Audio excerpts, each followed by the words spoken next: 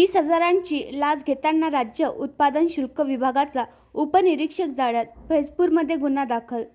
दिनांक 19 नोव्हेंबर रोजी विधानसभा निवडणूक निकालाच्या पूर्वसंध्येला एक खळबळजनक बातमी समोर आलेली असून भुसावळ राज्य उत्पादन शुल्क विभागातील उपनिरीक्षक किरण सोनवणे वय 39 यांना लाचलुचपत प्रतिबंधक विभागाच्या पथकाने खासगी पंटर किरण माधव सूर्यवंशी वय 37 या दोघांना रुपये 30,000ची लाच घेताना रंगेहात पकडले.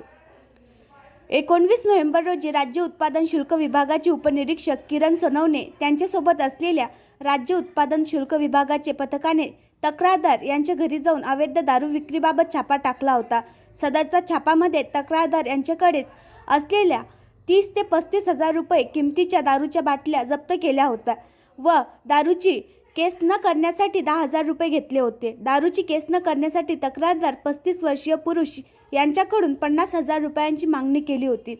त्याबाबत तक्रारदार यांनी 22 नोव्हेंबर रोजी सक्षम लाप्रवी जळगाव यांना तक्रार दिली होती. सदर तक्रारीची पंचायत सक्षम लाच मागणी पडताळणी केली असता पडताळणी कारवाई दरम्यान दोन्ही आरोपींनी दारू विक्री करण्यासाठी व तक्रारदार यांना त्रास न देण्यासाठी प्रथम 50,000 रुपयांची मागणी करून तडजोड अंती 30,000 रुपयांची मागणी करून लाचेची रक्कम स्वीकारण्याचीही तयारी दर्शवली होती.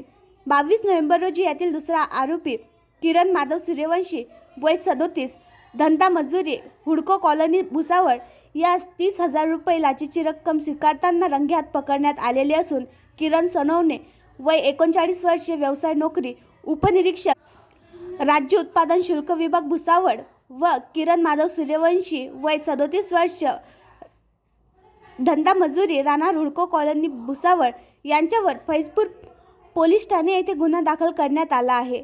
सदरील कारवाई ही योगेश ठाकूर पोलीस उपअधीक्षक लाप्रवी जळगाव उपअधीक्षक लाचलुचपत प्रतिबंधक विभाग जळगाव यांच्या अचूक नियोजन व पाठपुराव्यामुळे सापळा रचून तपास अधिकारी श्रीमती स्मिता नवघरे पोलीस निरीक्षक लाचलुचपत प्रतिबंधक विभाग जळगाव बाळू मराठे राकेश दुसारे यांच्या पथकाने केली.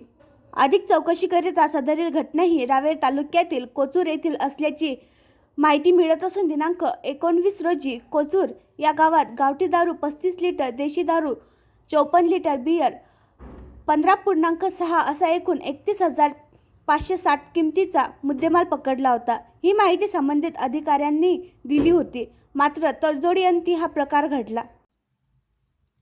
आणखी नवीन व्हिडिओ पाहण्यासाठी आमच्या देशमुख एक्सप्रेस न्यूज चॅनलला सबस्क्राईब करा, लाईक करा आणि शेअर करा.